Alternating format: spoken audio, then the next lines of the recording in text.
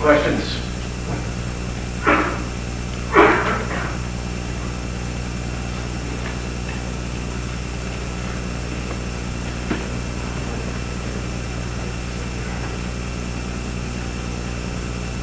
I had a question about the comment you made about how the people that didn't see the crisis coming can't see the needs for distributive justice around them.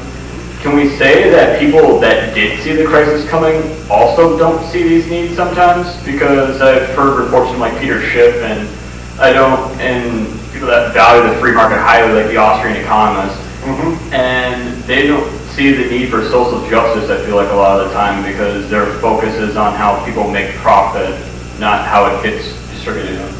Yeah. Well, I think because one did see the need, see the crisis coming, doesn't necessarily mean, I think, that they had a more complete view of the economy. In the case of the Austrians, well, the wrap on the Austrians is this as far as predictions go. I mean, I've been getting Austrian investment letters for at least 25 years, and they're always predicting disaster. I mean, the wrap on the Austrians is that they have correctly predicted 12 of the last 3 recessions. Now, I don't want to take anything away from them in predicting this recession, and I think some of them were on top of it. But I still think that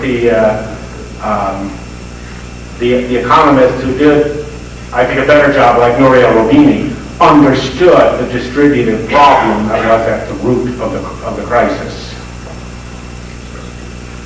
What do you consider a just wage today?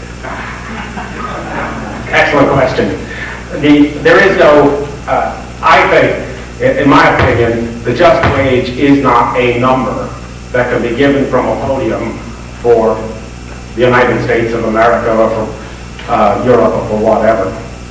Rather, I think the just wage is a criterion of judgment.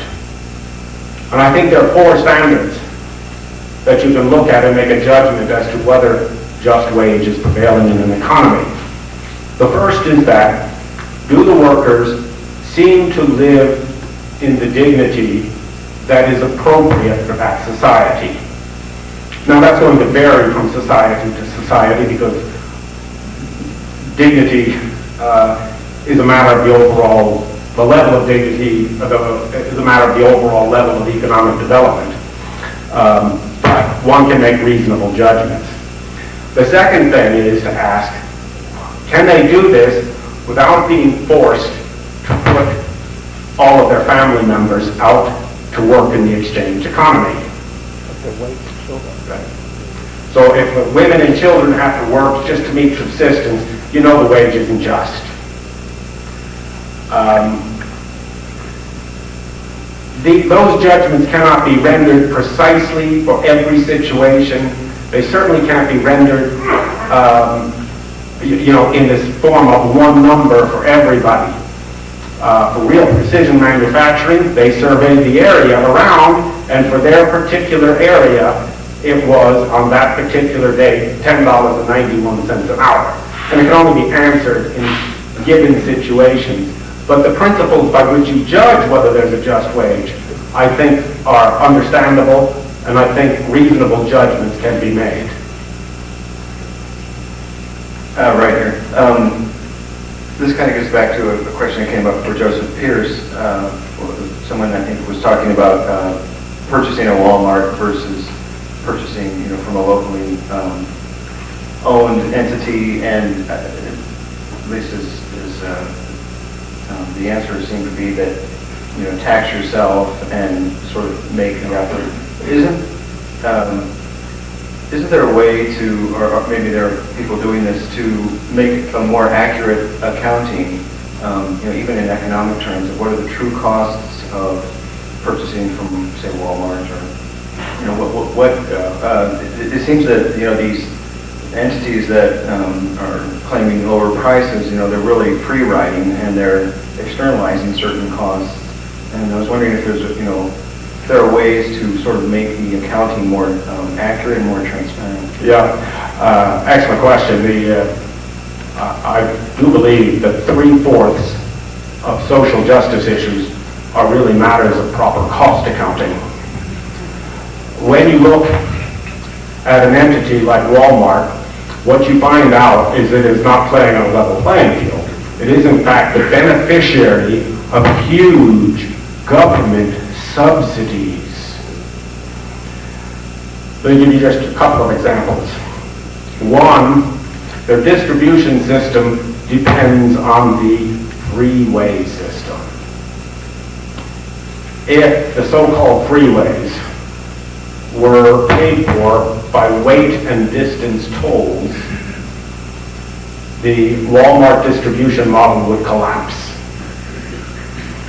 The second subsidy they receive is from the Chinese government, because the Chinese currency is held artificially low. If that currency were allowed to float to its free market level, then a lot of the wage advantage that Walmart relies on would disappear. Further, many Walmarts receive local subsidies, and often those subsidies constitute their entire profit margin. So they get to keep all the sales tax they collect, while the local businessman has to remit it to the city and the county.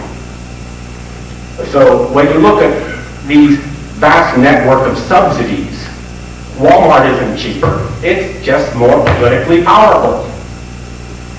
And it's not price, but power that they economize. Yeah, thank you. Right here, another question. I don't know much about economics, so my questions may have already been answered in your talk, but I'll ask them anyway.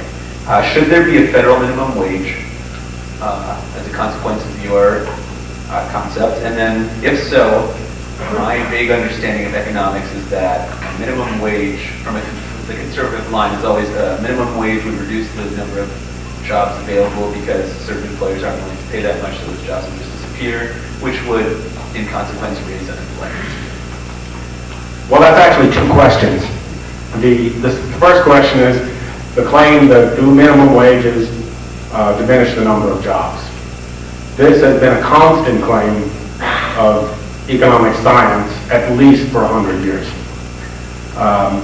However, the problem is there's not the slightest bit of data to support that assertion. And the theory on which it's based is weak, even though it has the status of a gospel pronouncement. Both theoretically and empirically, it cannot be shown. That being said, minimum wages are crude tools. Maybe a necessary tool, that's prudential judgment, but it's a crude tool because there's all sorts of minimums. The teenager working a summer job has one minimum wage. The family, the father just establishing a family has a minimum wage. People working supplementary jobs to the economy have another minimum wage. So the minimum wage may be useful, it is crude, it's not the optimal way of going at it. That doesn't mean it's not, you use the tools you have. That doesn't mean it can't be useful, but it should be recognized as crude and imperfect at best.